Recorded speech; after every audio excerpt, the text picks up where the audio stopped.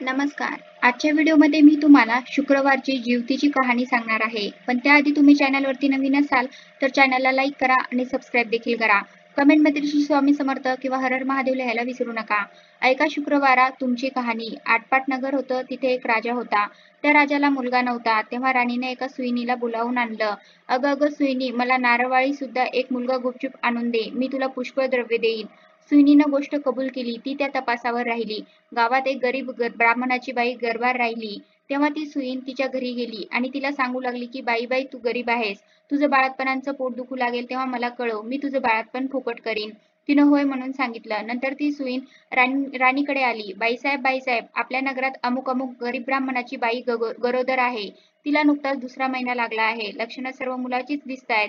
तेव्हा आपल्या घरापासून तो तेथपर्यंत काही कळणार नाही असे एक गुप्त भुयार तयार करावं. आपल्याला काही दिवस गेल्याची अफवा उठवावी. मी तुम्हाला नारळवाळीचा मुलगा आणून देईन." असं ऐकल्याबरोबर राणीला मोठा आनंद झाला आणि जसे जसे दिवस होत गेले त्याप्रमाणे डोहळ्याचं डंब केलं. पोट मोठं दिसण्याकरिता त्याच्यावर लुगड्याच्या घड्या बांधल्या. भुयार तयार केलं. 9 मास भरताच बाळंतपणाची तयारी केली. इकडे ब्राह्मणबाईचं पोट दुखू लागलं. सुईणीला बोलावून आणलं. त्याबरोबर "तुम्ही पुढं व्हा, मी येते" म्हणून सांगितलं. धावत धावत राणीकडे आली. पोट दुखण्याचं ढोंग करायला सांगितलं. नंतर ब्राह्मणाच्या घरी आली. "बाई बाई, तुझी आहे पहिली खेप. डोळे बांधलेस तर भिणार नाहीस. नाही बांधलंस तर भय वाटेल." असं सांगून तिचे डोळे बांधले. ती बाळंतण झाली. मुलगा झाला. सुईणीने एका दासीकडून भुयाराच्या वाटेने मुलगा राणीकडे पाठविला व तिने एक वरवंटा घेऊन त्यास एक कुंचा बांधला आणि तिच्यापुढे ठेवला. मग बाईचे डोळे सोडले. "तुला वरवंटाच झाला" असं सांगू लागली. तिने नशिबाला बोल लावले. मनामध्ये दुःखी झाली. सुईण निघून गेली. राजवाड्यात गेली. "राणीसाहेब, बाळंतीण झाल्याची बातमी पसरली. मुलाचं कौतुक होऊ लागलं." इकडे ब्राह्मणबाईने नेम धरला. श्रावण मासी दर शुक्रवारी जीवतीची पूजा करावी आणि नमस्कार करून म्हणावं, "जय जीवती आई माते, जिथं माझं बाळ असेल तिथं खुशाल असो." असं म्हणून तिनं तांदूळ उडवावे. ते ह्या मुलाच्या डोक्यावर पडावे. हिरवं लुगडं नेसणं, हिरव्या बांगड्या लेणं वर्ज्य. कारलीच्या मांडवाखालून जाणं वर्ज्य केलं. तांदूळाचं धुणं वलांडणं बंद केलं. याप्रमाणे ती नेहमी वागू लागली. इकडे राजपुत्र मोठा झाला. एके दिवशी बाहेर फिरायला निघाला. त्या दिवशी ती न्हाऊन आपल्या अंगणात राळे राखीत बसली होती. तेव्हा ह्याची नजर तिच्यावर गेली.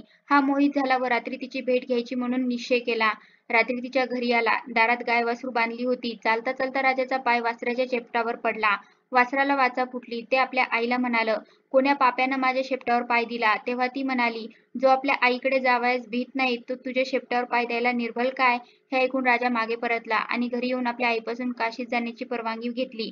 काशीत जाऊ लागला. जाता जाता एका ब्राह्मणाच्या इथे उतरला. त्या ब्राह्मणाला पुष्कळ मुलं होत होती, पण ती 5वी-6वीच्या दिवशी जात असत. राजा आला त्या दिवशी चमत्कार झाला. 5वीचा दिवस होता. राजा दारात निजला होता. 6वी रात्री आली आणि म्हणू लागली, "कोण गं मेलं वाटेत पसरलं आहे?" जीवती उत्तर करीते, "अगं अगं, माझं ते नवसाचं बाळ निजलं आहे. मी काही त्याला वलांडू देणार नाही. मुलगा आज जाणार म्हणून त्या मुलाचे आईबाप चिंता करीत बसले होते." त्यांनी हा संवाद ऐकला. इतक्यात उत्तर रात्र झाल्यावर ब्राह्मणाने येऊन राजाचे पाय धरले. "तुमच्यामुळे आमचा मुलगा जगला. आजचे दिवस मुक्काम करा" अशी विनंती केली. राजाने ती मान्य केली. त्याही रात्री याप्रमाणे प्रकार झाला. दुसरे दिवशी राजा चालत झाला. इकडे ह्यांचा मुलगा वाढता झाला. पुढे काशीत गेल्यावर यात्रा केली. गयावर्जांनी वेळ आली. पिंड देते वेळी ते घ्यायला 2 हात वर आले. असं होण्याचं कारण त्यानं ब्राह्मणाला विचारलं. ते म्हणाले, "घरी जा. साऱ्या गावातल्या बायका पुरुषांना जेवायला बोलाव. म्हणजे याच कारण समजेल." मनाला मोठी चुटपूट लागली. घरी आला. मोठ्या थाटाचं मावंद केलं. त्या दिवशी शुक्रवार होता. गावात ताकीद दिली. घरी कोणी चूल पेटू नये. सगळ्यांनी जेवायला यावं. ब्राह्मणीला मोठं संकट पडलं. राजाला निरोप धाडला, "मला जीवतीचं व्रत आहे. माझे नेम पुष्कळ आहेत. ते पाळले तर जेवायला येईन." राजानं कबूल केलं. जिथं तांदूळाचं धुणं होतं ते काढून तिथं सारून त्यावरून ती आली. हिरव्या बांगड्या भरल्या नाहीत. कारल्याचं मांडवा खालून गेली नाही. दरवेळी जिथं बाळ असेल तिथं खुशाल असो असं म्हणे. पुढे पानं वाढली. मोठा थाट जमला. राजाने तूप वाढायला घेतलं. वाढता वाढता ही ज्या पंक्तीत बसली होती तिथं आला. तूप वाढू लागला. ईश्वरी चमत्कार झाला. बाईला प्रेम सुटून पाना फुटला. तिच्या स्तनातून दुधाच्या धारा फुटल्या. त्या ह्याच्या तोंडात पडल्या. तो हातची तपेली ठेवून रुसून निजला. काही केल्या उठेना. तेव्हा आई गेली. त्याची समजूत करू लागली. तो म्हणाला, "असं होण्याचं कारण काय?" तिनं सांगितलं, "ती तुझी खरी आई. मी तुझी मानलेली आई." असं सांगून सर्व हकीकत सांगितली. नंतर भोजनाचा समारंभ झाला. पुढे त्यानं आपल्या आईबापास राजवाड्यानजीक मोठा वाडा बांधून देऊन त्यात सुद्धा आपण राज्य करू लागला. तर जशी जीवती तिला प्रसन्न झाली तशी तू मामा हो. ही 60 उत्तराची कहाणी 5 उत्तरी सुफळ संपूर्ण. कसा वाटला तुम्हाला माझा आजचा व्हिडिओ कमेंट करून नक्की सांगा. धन्यवाद.